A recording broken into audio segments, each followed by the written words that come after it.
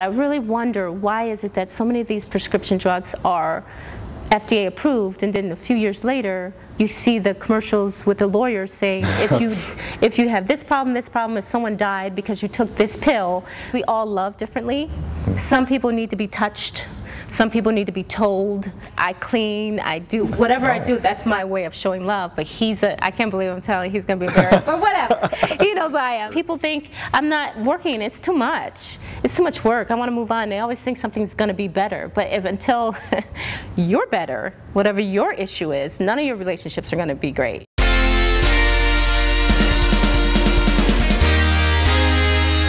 Today, Keesha Sharp from Are We There Yet on TBS is here. You also know her as Monica from Girlfriends. Great to have you back again, Keesha. It's been a couple of years. I know. But, and the show's over now, Girlfriends. So it's funny because we're right in the middle of that season, and you know, after the strike, now the show didn't last after the strike, but it's great to be here. What brought you to mind was, you know, I'm a huge movie buff, yes. and every time I would go to the movies this summer, there you were on the screen because they were plugging your show. Are we there yet? Mm-hmm. I think it's Keesha. I gotta talk to her. I know people were calling me and writing. They're like, "You're on the big screen." I'm like, "Yay!" What did he say? How did I look? Yeah, you know. Did I look bad? You look great. I'm just playing.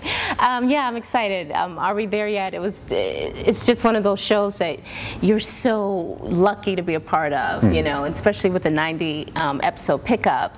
Yeah, congratulations on that. I know, I'm excited about it. In fact, if you don't mind my saying, we would kind of, with the schedule, we were working on the exact date for this, and there was a little bit of a period when they didn't know, and then you got picked up, and that's, I mean, and that was 3 weeks ago. Yeah. We got the news about the pickup. And 90 episodes. 90 episode. It's one of those things where everyone's like, that's a lot of work, and I'm always thinking, oh no, that's fun. You know, you don't have time because it's 2 episods a week. We shoot 2 episodes a week, and I love that because you don't get tired of any of the jokes. You know, it's just quick. But I think it is a bit difficult for the writers because they have to keep up. Oh, sure. 90 episodes, that's a lot of work. Now, how often does this air, though? It's once a week, though, right? Yeah. Okay, because you know there was that Tyler Perry one that they were doing like daily or something. Yeah, daily.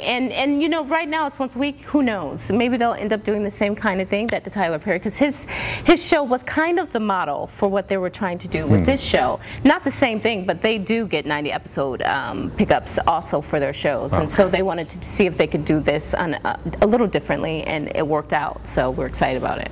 So what's this show all about? I mean, I've seen the trailers. Yeah, it's based on the movie Are We There Yet? And it's basically a blended family, and a woman who has 2 children and marries a man who has none. And so that dynamic between, you know, stepkids and trying to become their father, and that fine line between, you know, discipline yet, you know, that new man in your life, you know, telling me what to do. So, and a lot of families in America and all over the world, I would, to be honest, are blended families. So it's lovely to see this on television.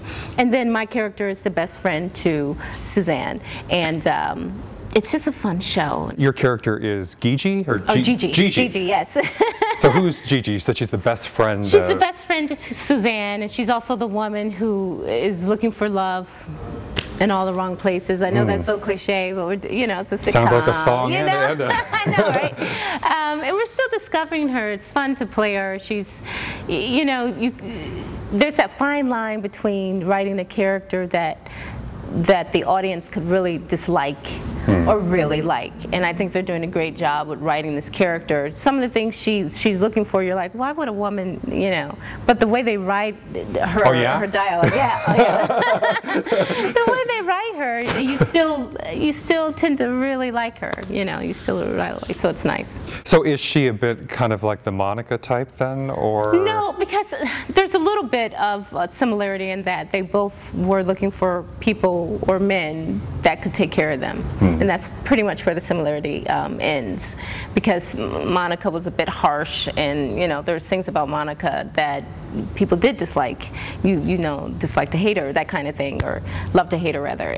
But with Gigi, she is looking for love with someone that can take care of her, but there's a softness, and the way I look at her is a mix between, because I love the Golden Girls. So okay, so a mix between Blanche and Rose is Gigi, you know, because sometimes you're like, she's a little, you know, I'm trying to find the right word because it's not stupid. That's not the word I'm looking for, but a little naive. I'll use naive. And then you have the Blanchism, which is she's, wants to be the sexy, part of her. So the really sexy and naive, that could get you in trouble. And it does. But it's to the truth. That's who she is. Gigi is a mix of those two things, and it's fun to play. And you've got a great cast, though. Yes, we have Terry Crews, who plays Nick, and we have Essence Atkins, who plays my best friend Suzanne, who everyone thought that when we came together that we've known each other for years, because we really did click, Suzanne or Essence and I, right away. And I had never met her before our first table read. It was like we had long lost friends. So it was interesting that they did such a great job with casting us and to be best friends, which we feel works really well with our chemistry. And then we have two young kids up and coming, Tila and Coy, and they're both very talented. Doing things outside the show also, and Christian Flanagan, who is also great and fun to work with, and of course Thelma Hopkins from Half and Half, and from, I mean, I say Half and Half, but she's been in television for such a long time. She's a veteran, and she plays the mother to Nick. And we also have, of course, Ice Cube, who plays the sister to Suzanne, Essence Atkins, and he's so funny. He produces the show also, but he is a funny guy. I don't know why you would think he wouldn't be. I think it's because he was such a hardcore rapper. Yeah. That could be why. It could be why. But the man is funny and very, very talented. And I love to see that, because sometimes when people with power, they can do anything they want to do. And it doesn't always necessarily mean they're talented in doing what they choose to do. But he really is talented and funny and smart. So being in their hands, Ali Leroy who's also the writer and showrunner and one of the producers, and also of Everybody Hates Chris, and yeah, he's absolutely phenomenal. And all of them together, you feel like you're in really great hands with the creative staff. So it's good. We'll be right back with Keesha Sharp.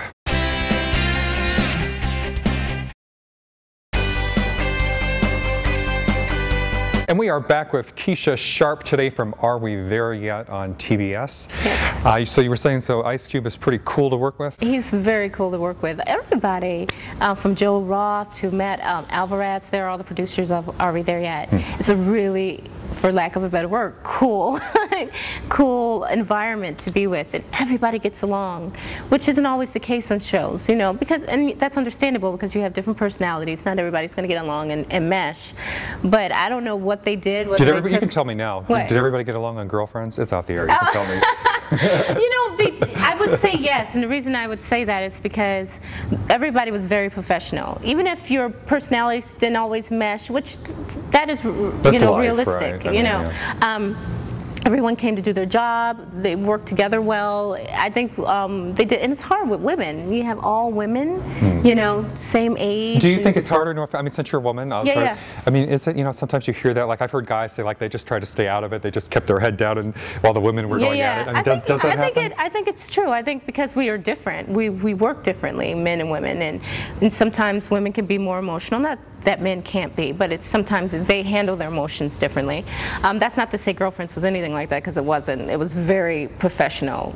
Nobody was having fits or anything like that, and which is, I'm just saying, which is a feat in itself to have all these women working together and being able to work together well. And the product that we were putting out was so good, and so it was really great. It was great work. The women were very talented, all of them. From, I'm going to just say their names: Tracy Ross, Jo Marie Jones, Golden Brooks, and Persia White were all phenomenal actresses, and just a pleasure to work with. And I just think we've worked so well together. I miss it. Do you keep in touch with any of them? I do.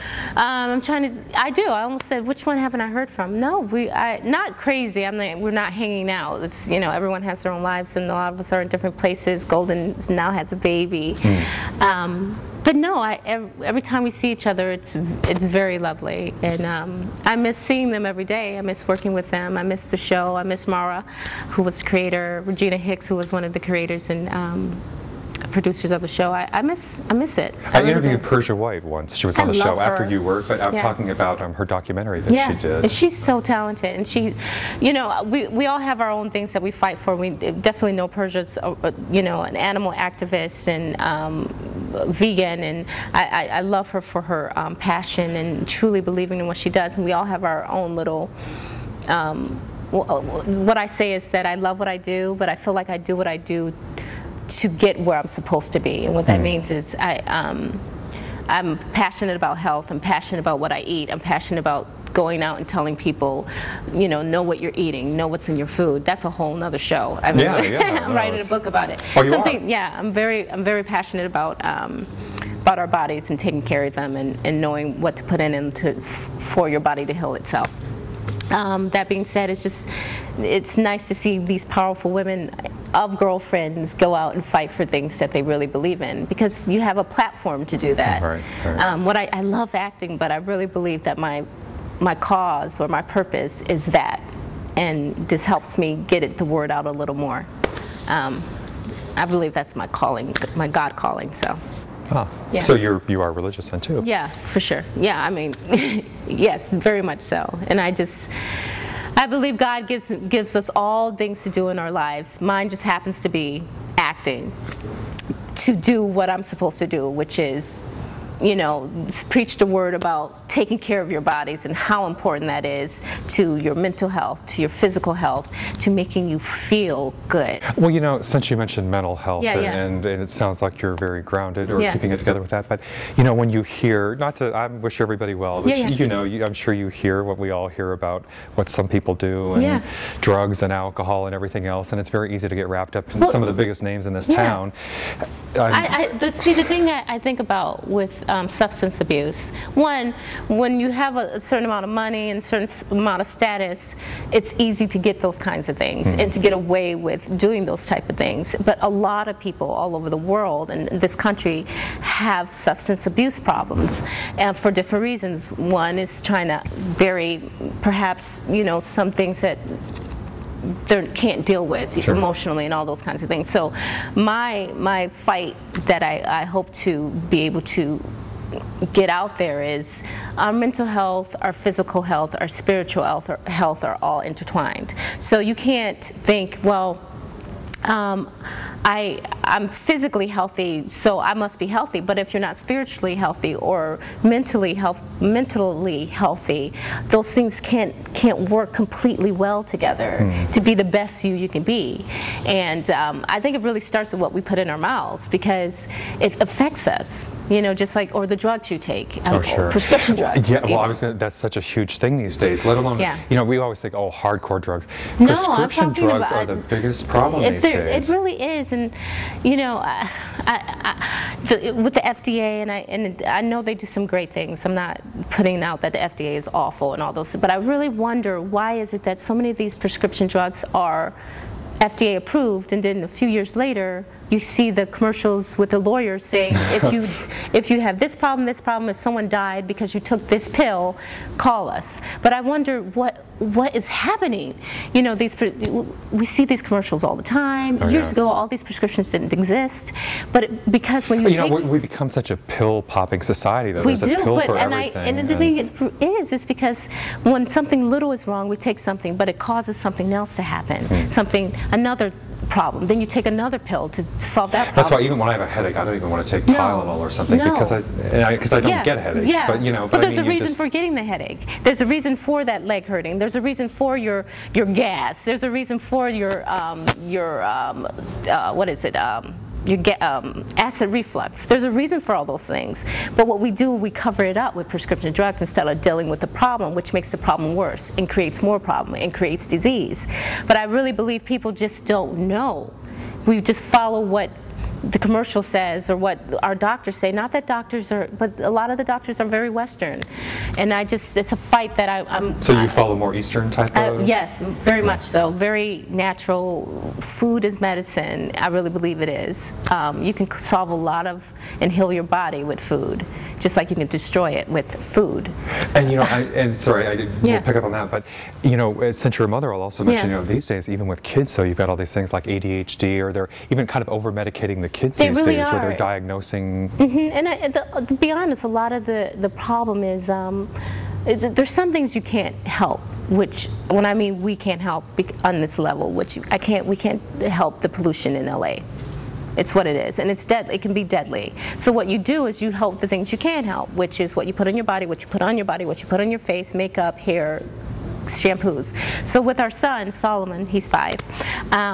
You know, and he doesn't, you know, when someone gives him something, he's like, is it organic? You know, it's kind of embarrassing. Wow. At 5, he's been doing it for a while. But I'm really, I watch everything he eats, and I'm not crazy because I don't want him to have a complex about everything. When he goes to school, I can't always watch him, so I know he's getting crap that I can't saw see. some like movie or TV show the other day where the little kid did that. He like started lecturing everybody. Yeah, it was funny. I don't want that to happen either. But we are really strict on what he eats, and we want to be. And he's not growing. You know, you see all these kids hitting puberty so early because of all the hormones and stuff in the food that they eat. But our son isn't. So it's really funny because he's a little shorter than some of the other kids, but he doesn't eat anything that's not organic.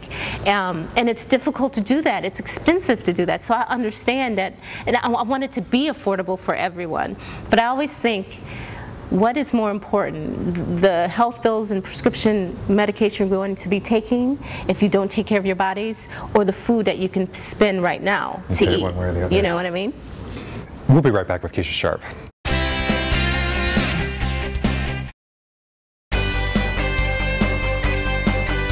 And we are back with Keesha Sharp from Are We There Yet? And Girlfriends. Well, you're saying this is a big problem in the black community as well. Yes, for the black community, I think a lot has to happen with education of health and foods that we eat and the things that we need, like vitamin D3. It's such a crucial vitamin. Everyone's talking about it, from Western doctors to Eastern doctors at this time, of how important vitamin D is for us. And because of the melanin in our skin, we're not getting the sun that we need. And to be honest, no one's getting the sun that they need these days because of You'd almost pollution. think you're getting too much. No, you're not. You're not. You should at least, for people, lighter people, white people, you should at least be in the sun 15 to 20 minutes without sunscreen, at least. Because we have this notion, you know, you got to cover up. You can't, but you need the sun, and you need the vitamin D, and especially people that live in, you know, the Northeast. Every black person should be taking vitamin D3, period. Really? Yes. And when you don't, vitamin D helps your immune system. Your immune system doesn't work the way it should.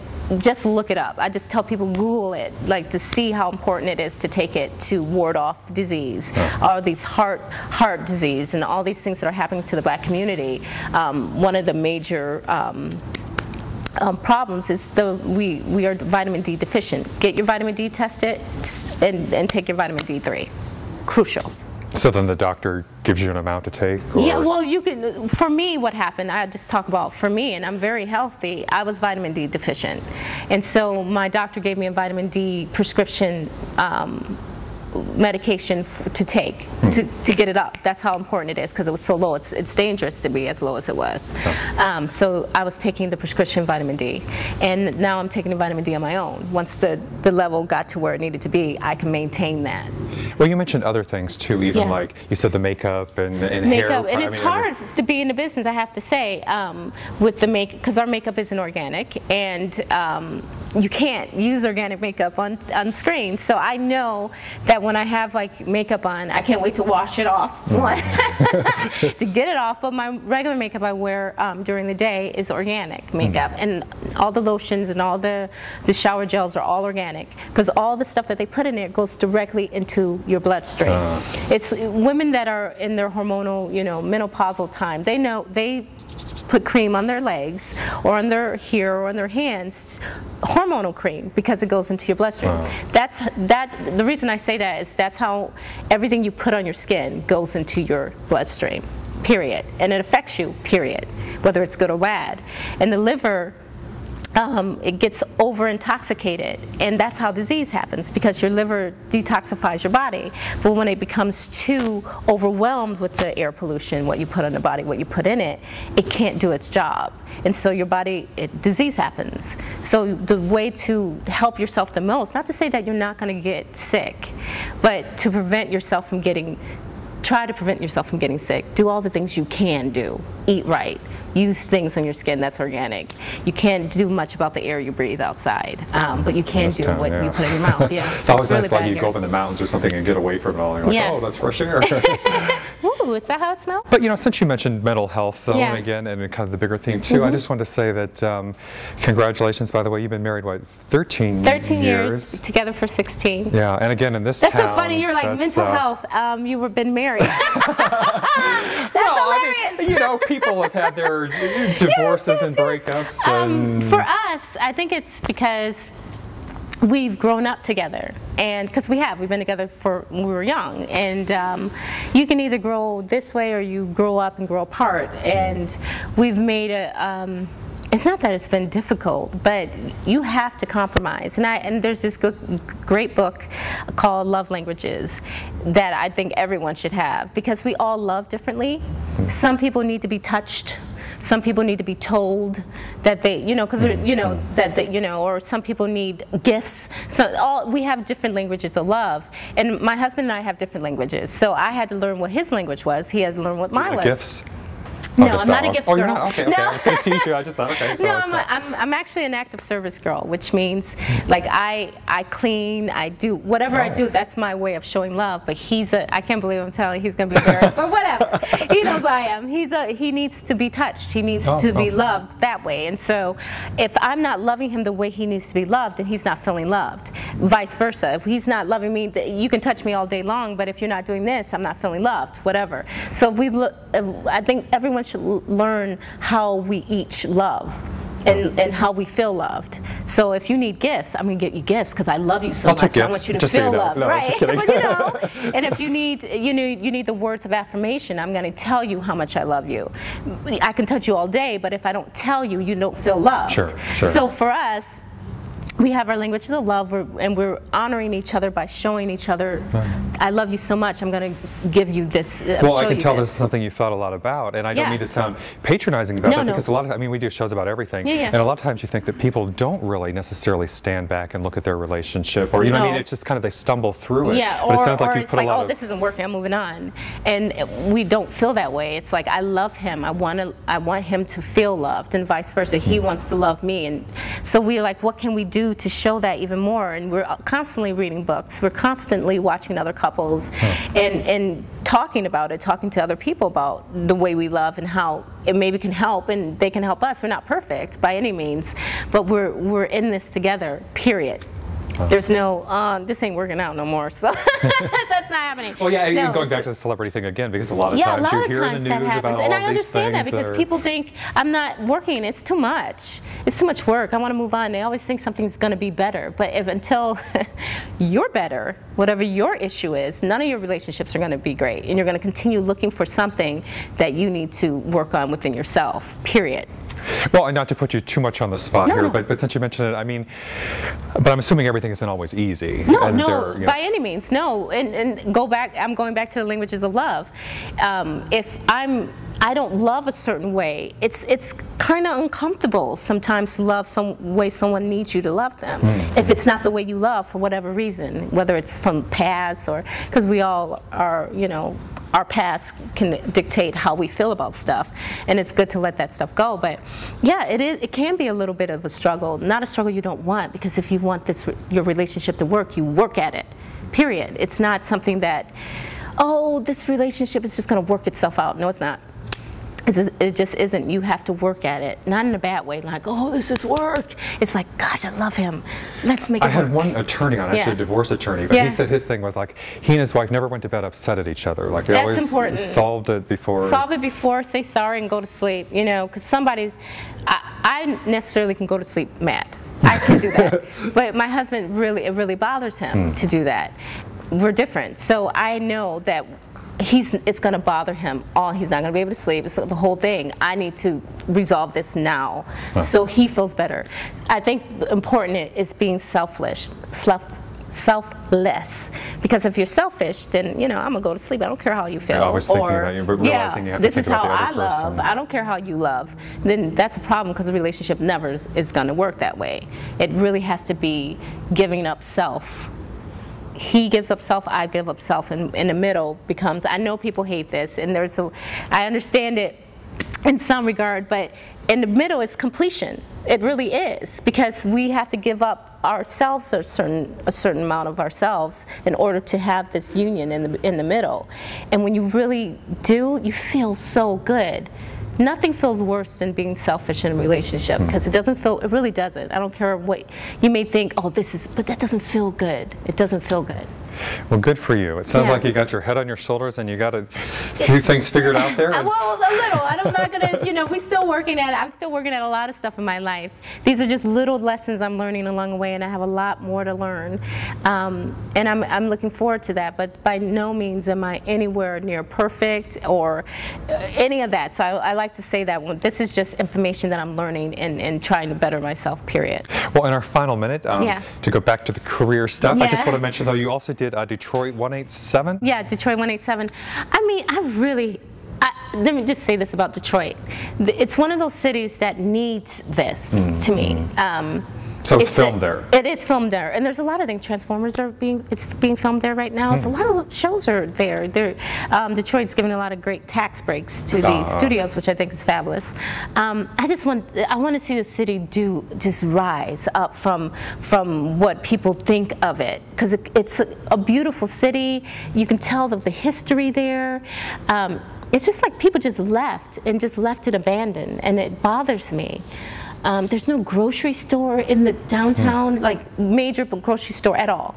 I mean, have you heard of that? Like, no. What is happening? It's like, it's like as if these people are forgotten, that they don't matter, and it bothers me. So I'm praying that Detroit 187 does really well.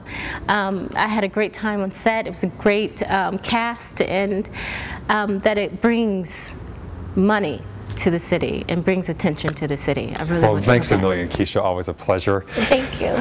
Look for Keesha Sharp on Are We There Yet? 90 episodes more and counting. Thanks everybody for watching. We'll see you next time.